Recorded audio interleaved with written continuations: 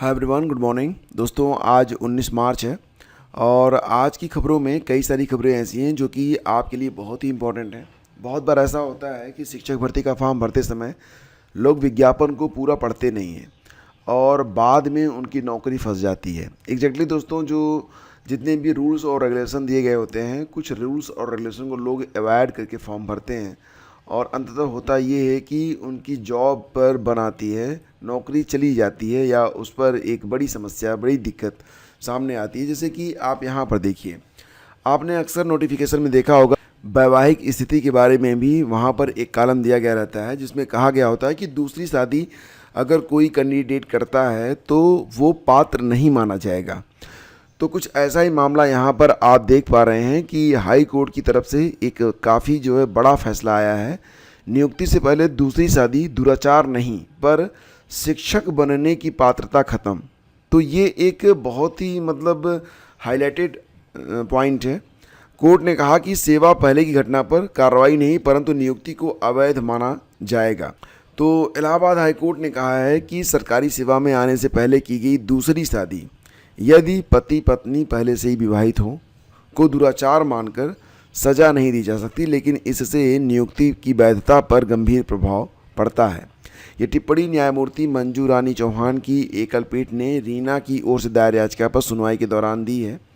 कहा कि आचरण नियमावली केवल सेवा में कार्यरत कर्मचारियों पर ही लागू होती है, इसीलिए नियुक्ति से पहले की घटनाओं के आधार पर अनुशासनात्मक का दंड नहीं दिया जा सकता। हालांकि कोर्ट ने कहा यदि किसी महिला ने ऐसे पुरुष से विवाह किया है जिसकी पहली पत्नी जीवित है तो वह उत्तर प्रदेश बेसिक शिक्षा शिक्षक सेवा नियमावली 1981 के नियम 12 के तहत शिक्षक पद के लिए अयोग्य मानी जाएगी।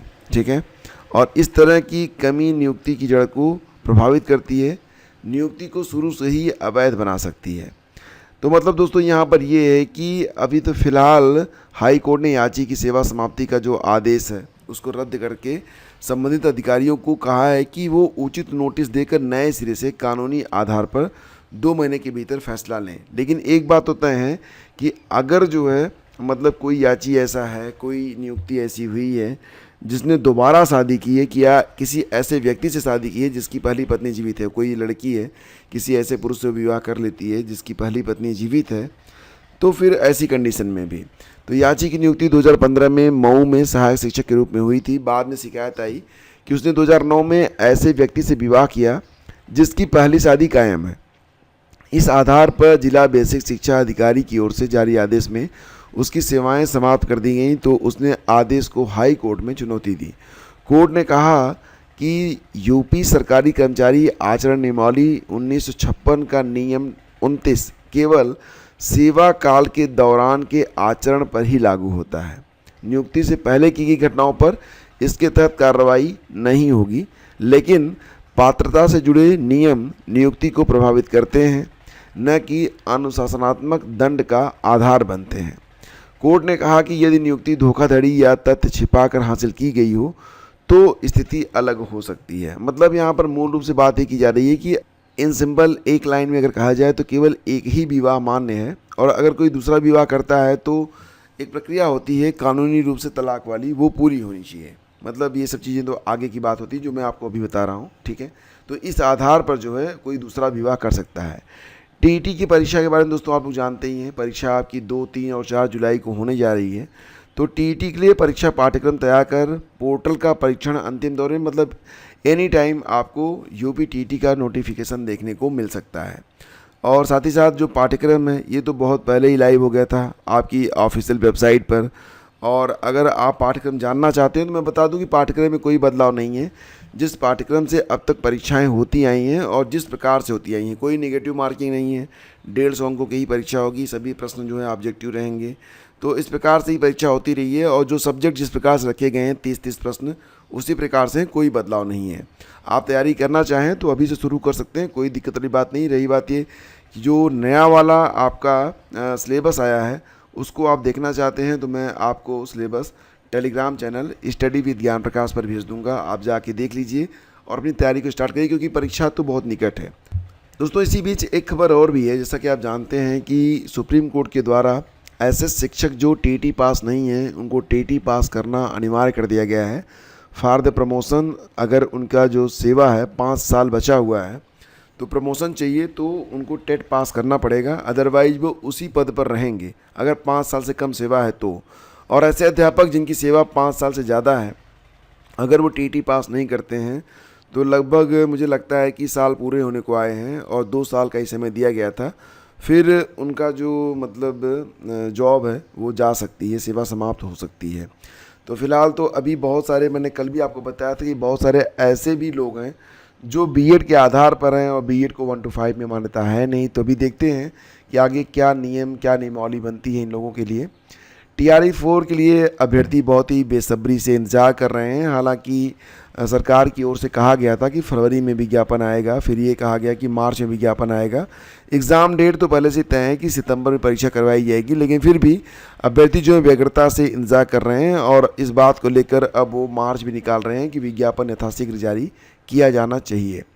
फिलहाल दोस्तों यहाँ पर अधिकारियों ने प्रतिनिधिमंडल को बताया है कि अधियाचना और विज्ञापन को लेकर 20 मार्च को शिक्षा विभाग के अधिकारियों की बैठक होगी।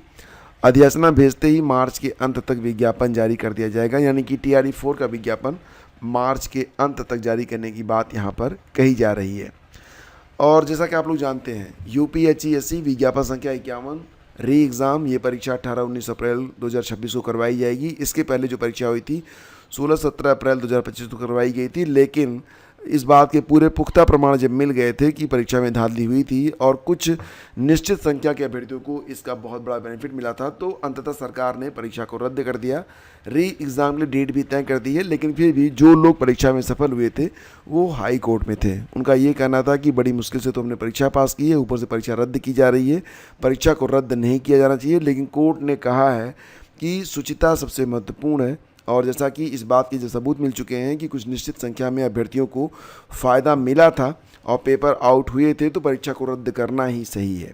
और इस प्रकार से जो 224 याचिकाएँ आई थी इस परीक्षा को मतलब रद्द न करने के लिए, उनको खारिज कर दिया गया है। मतलब इस अब ये रास्ता बिल्कुल ओपन है कि अब असिस्टेंट प्रोफेसर भर्ती परीक्षा जो कि 18-19 को होनी है, 18-19 अप्रैल को, उसमें कोई भी किसी भी प्रकार की कोई बाधा अब नहीं रह गई है।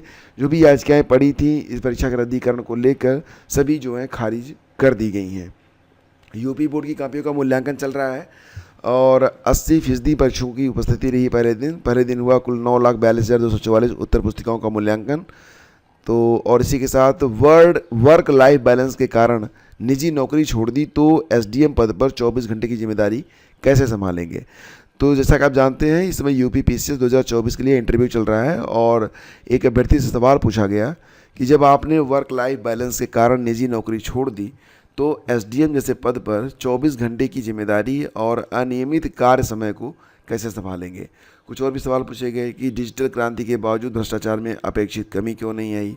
एक अभ्यर्थी से ये पूछा गया कि प्रारंभ में संविधान में कितनी अनुसूचियाँ थीं।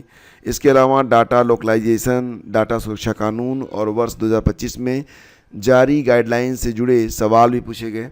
तो इस प्रकार के सवाल जो हैं वो पूछे जा रहे हैं और जुलाई तक पंचायत चुनाव कराने के बारे में बात की जा रही है राज्यभर के द्वारा।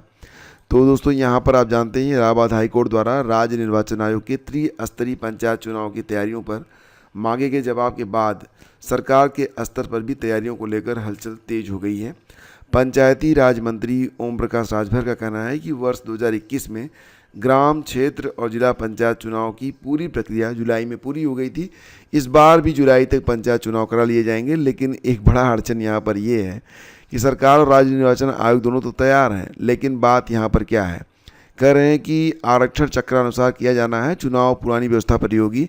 इस मामले में हाई कोर्ट के निर्णय का पालन किया जाएगा और कह रहे हैं कि समर्पित पिछड़ा वर्ग आयोग के गठन का निर्णय कैबिनेट की अगली बैठक में हो जाएगा।